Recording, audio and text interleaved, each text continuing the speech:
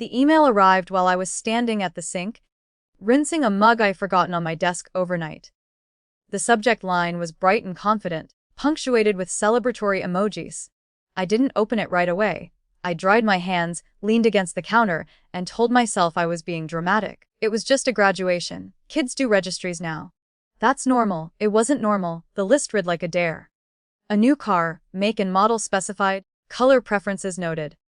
Post, grad reset, vacation fund, $10,000 phrased as if it were a modest suggestion. A luxury watch I recognized because I'd once admired it behind glass and then walked away.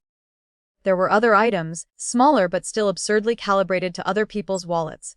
Nothing sentimental, nothing practical, no books, no tools, no quiet acknowledgments of effort. It felt less like a celebration and more like a ledger.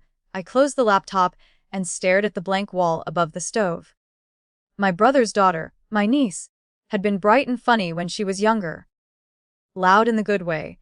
She'd learned early that the family would soften for her. We'd paid for camps, tutors, repairs, a semester abroad when she decided it was important for perspective. We'd done it gladly. I had. Because that's what you do when you can, and when you believe it helps. The belief wavered, then steadied into something else. I replied with one sentence. I didn't justify it. I didn't soften it. I didn't tell a story about budgets or principles. I wrote, not happening. I added congratulations.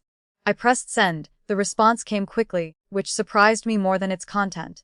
Then don't show up, she wrote. No punctuation. No hedging. Just the assumption that attendance was leverage, that presence was payment. I read it twice, then once more, as if the words might rearrange themselves into something kinder if I waited. I didn't reply. There was a moment, hours later, maybe, when I considered calling. Not to apologize, but to explain. To remind her of the difference between generosity and obligation. The moment passed. Explanation felt like negotiation, and negotiation felt like permission. I chose absence. Graduation day arrived with the particular clarity of early summer. Sunlight too sharp. Air already warm by mid-morning. I watered my plants, folded laundry, did ordinary things with a deliberate slowness. I told myself I was proving a point. I told myself I was protecting one. Both were probably true. I learned how the day went in fragments. A cousin mentioned the ceremony ran long. My brother texted a photo from the stadium, my niece in her cap, smiling, chin lifted. There was a comment about seats filling unevenly, about a pause when families were asked to stand. Someone asked where I was. Someone else shrugged. At the reception, gifts were opened in a loose, cheerful blur until the registry became a toppeter than a backdrop. I wasn't there, but the story reached me intact, the polite laughs, the careful jokes about ambition, the sudden discomfort when a family friend older, precise, not given to small talk asked, aloud, whether the list had been approved by the university's alumni office. That was the moment authority entered, unmistakable. Not as punishment, but as clarity. The friend explained, calmly, that the school had guidelines discouraging monetary registries tied to academic milestones. He said it without accusation, as if reciting weather. He suggested, gently, that expectations had drifted from celebration to solicitation. He didn't look at my niece when he said it. He looked at my brother. At my sister-in-law. At the table, silence did the rest. I heard about the shift in the room, the way conversation lowered, how people began to fold napkins and check phones. How a few guests excused themselves earlier than planned. How the watch, unopened, sat alone, conspicuous in its weight. No one scolded her. No one raised a voice. The air itself changed, and with it the story everyone had been telling themselves. That evening, messages arrived. An aunt wrote to say she understood now why I hadn't come. A cousin apologized for teasing me earlier. My brother's text was brief, "We need to talk." I didn't answer that night.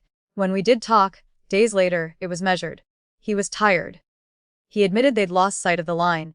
That indulgence had felt easier than correction. He didn't ask me to make it quiet. He asked me to make it quiet. I said I already had.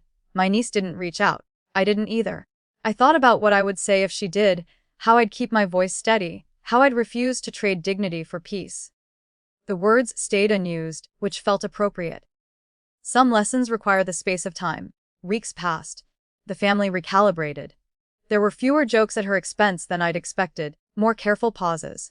Accountability, I learned, doesn't need spectacle to take hold. It needs a room willing to sit with discomfort. I didn't win anything. There was no apology tour, no sudden maturity arc. What I regained was smaller and sturdier, the knowledge that my boundaries weren't conditional, that absence could speak without shouting. Love remained, altered but intact, and that felt like enough. Sometimes victory isn't applause. Sometimes it's the quiet relief of standing where you meant to stand, and letting the rest of the room find its balance without you holding it up.